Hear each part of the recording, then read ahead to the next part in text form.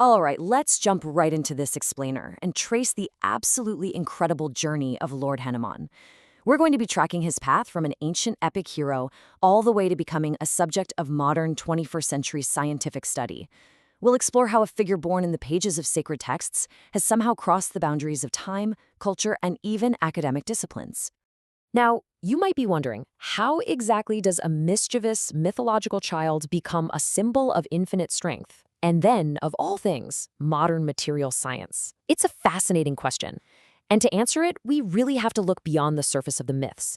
We need to uncover a narrative of deep transformation. And we're going to see how stories that were once passed down orally around firesides are literally being analyzed in peer-reviewed science journals today. So here is our roadmap for today. We've got 1, the divine origins; 2, a child's colossal leap; 3, the curse of forgotten strength; 4, the ultimate devotee; 5, the Hanuman Chalisa; and 6, science and symbolism. Let's dive right in. Starting off with Section 1, the divine origins, from Apsara to Avatar. Sometimes what looks like a massive downfall is actually just the universe setting the stage for something bigger. Our story begins with a celestial nymph, an Apsara named Punjika Stala. After a moment of playful ego where she disturbs a sage's fiery meditation, she gets cursed to become a Vanari, which is a monkey form. But here's the thing. This wasn't just a punishment. As Anjana, she undertook intense purification and severe penance to Lord Shiva. Her journey from a restless nymph to a deeply devoted ascetic was the exact preparation needed to birth an incarnation of Shiva himself, ultimately blessed by the wind god Vayu.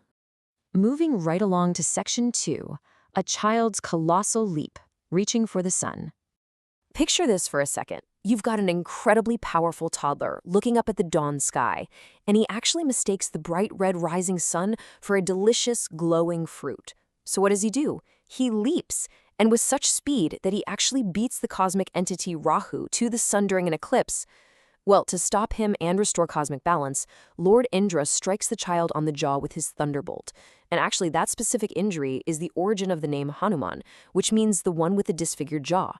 Seeing his child fall, his father Vayu, the wind god, completely withdraws all air from the world in grief. To restore life, the deities had to step in, granting the child ultimate boons of invulnerability and unmatched wisdom. But hang on, let's take a step back here. Swallowing the sun isn't just a literal story, right? It's a really profound metaphor for the soul's daring leap toward ultimate enlightenment. To reach for the sun is to reach for the absolute truth, and that is a pursuit that requires an immense amount of courage. Which brings us to Section 3, the curse of forgotten strength, a hidden blessing. Because let's face it, infinite strength with zero discipline, that is a recipe for disaster. Young Hanuman really needed a lesson. In his youth, he was just wreaking absolute havoc in the forest. We're talking playfully lifting elephants, uprooting ancient trees, and breaking meditating sages' water pots. Totally out of control.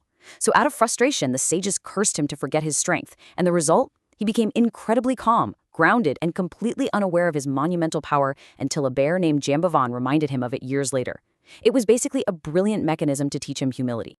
All right, on to Section 4, the ultimate devotee, the hero of Sundarakanda. So this newfound grounding totally set the stage for his real destiny, meeting Lord Rama and completely renouncing his ego for devotion. We see this play out in the Sundarakanda.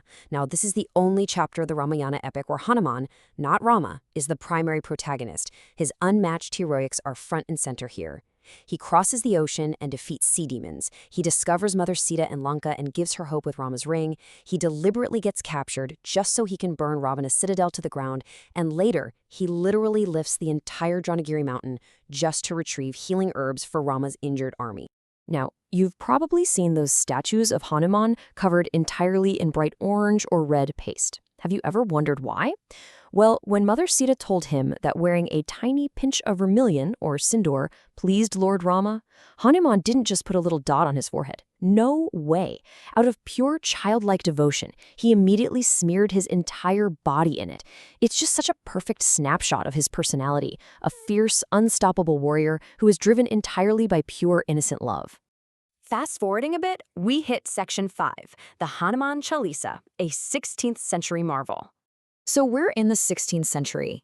Get this, the great poet Tusidas gets summoned by the Mughal Emperor Akbar and is basically ordered to perform a miracle on the spot. When Tusidas humbly refuses, he's thrown straight into a prison in Fatehpur Sikri. But over 40 days in captivity, he composes the 40 verses of the Hanuman Chalisa. And almost immediately upon completion, a massive, totally unexpected army of monkeys attacks the fortress.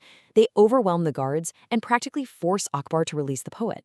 So this iconic text of devotion was literally born inside a Mughal prison. It's super interesting to see how the cultural understanding of his divinity deepened over the centuries, too. Like in Sage Valmiki's ancient Sanskrit Ramayana, he's depicted much more as a human-like tribal figure from the Treta Yuga. But then, by the time Tulsidas composes his medieval Awadhi text, Hanuman is explicitly elevated to a divine monkey avatar of Lord Shiva. And finally, Section 6, Science and Symbolism, a Modern Interpretation. Okay, prepare to have your mind blown as we bridge ancient devotion directly with 21st century peer-reviewed science. Seriously, researchers at the International Journal on Science and Technology recently analyzed the Hanuman Chalisa, but they did it strictly through the lens of physics and engineering, actively looking for conceptual parallels to modern material science.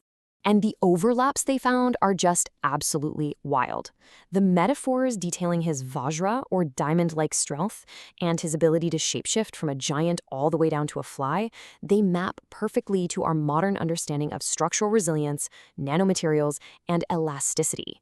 Where ancient texts described limitless energy, modern science is seeing the dynamics of energy transfer and molecular stability.